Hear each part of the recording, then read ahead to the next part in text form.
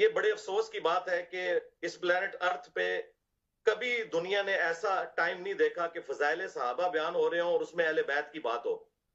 लेकिन ये इस उम्मत की बदबख्ती है कि जब अहले बैत का जिक्र होता है ना, तो ज्यादा टाइम फजाइल सहाबा पे और उस जस्टिफिकेशन पे चले जाते हैं। तो मैं कहता हूँ सदक रसूलुल्लाह, या रसूलुल्लाह आपने सच कहा था। ये आपने अबू बकर के बारे में नहीं कहा था रदी अल्लाह तआला अन्हु, ना उमर के बारे में, ना उस्मान के बारे में, कि मेरी उम्मत में ईसा इब्ने मरियम की मिसाल मौला अली अलैहिस्सलाम वाली है। क्योंकि हुजूर को पता था कि ये काम डालना है चौथे खलीफा के साथ इन लोगों ने, तो चौथे खलीफा की फजीलत कभी भी इन्हें हजम नहीं होगी। ये बात हुजूर को पता थी कि जो अहले सुन्नत का मनहज है, जो हक पर है, जो खुलफाए राशिदीन को बरहक मानता है, अहले बैत को बरहक मानता है, और खुलफाए राशिदीन पर तान करने वालों को वो राफदी समझता है, उसके अंदर ये बीमारी आ जाएगी कि वो जब भी अहले बैत का जिक्र करेंगे तो आधे से ज्यादा टाइम फजाइल सहाबा पे लगाएंगे, लेकिन जब फजाइल सहाबा पे बात करेंगे तो अहले बैत का जिक्र तक नहीं करेंगे। और ये तो हमारी बरकत से अब अहले बैत कॉन्फ्रेंसेस हो रही हैं, वरना पहले सिर्फ फजाइल सहाबा कॉन्फ्रेंस होती थी।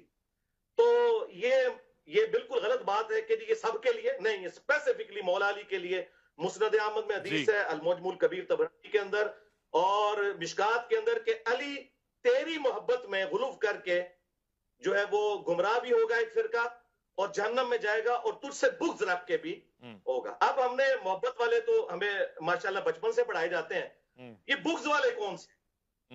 बुग़्ज़ वाले वो हैं जो कि मोहब्बत वालों का रद्द कर रहे होते हैं। उनके अंदर फिर वो इतना गुलूब आता है कि उन्हें चीजें हजम नहीं होती। अब ये जो बात की सही बुखारी में जो मौलाना साहब ने हदीस पेश की कि नबी इस्लाम से जब पूछा गया सबसे बढ़कर महबूब कौन था, तो सबसे बढ़कर महबूब बीवी से भी पूछ लें। सईदा आयशा के बारे में अल मुस्तदरक लिल हाकिम के अंदर हदीस मौजूद है। अम्मा आयशा से किसी ने पूछा बताइए कि नबी इस्लाम को अपने सहाबा में सबसे बढ़कर महबूब कौन था, तो उन्होंने कहा कि फातिमा सलामुल्लाहि अलैहा। बुखारी मुस्लिम में हदीस है, फातिमा मेरे जिगर का टुकड़ा है। जब इंसान किसी की फजीलत बयान करता है ना, तो औलाद के बाद ही उसका जिक्र कर रहा होता है, ये अंडरस्टूड होता है। घर वाले पहले नंबर पे होते हैं। फिर उन्होंने पूछा नहीं मर्दों में बताएं, तो उन्होंने कहा कि मर्दों में फातिमा का शोहर अली इब्न अबी तालिब, जो कि कसरत से रोजे रखने वाले और शब्बेदारी करने वाले थे। अल्हम्दुलिल्लाह, ये मेरी मां ने बयान किया है सलामुल्लाहि अलैहा। तो ये सारे फजाइल हैं, लेकिन हमें देखना चाहिए कि जब अहलुल बैत की बात हो तो हम स्पेसिफिकली अपनी गुफ्तगू को उसमें रखें, और दूसरी तरफ ना हम चल पड़े। वो हमें जरूरत नहीं है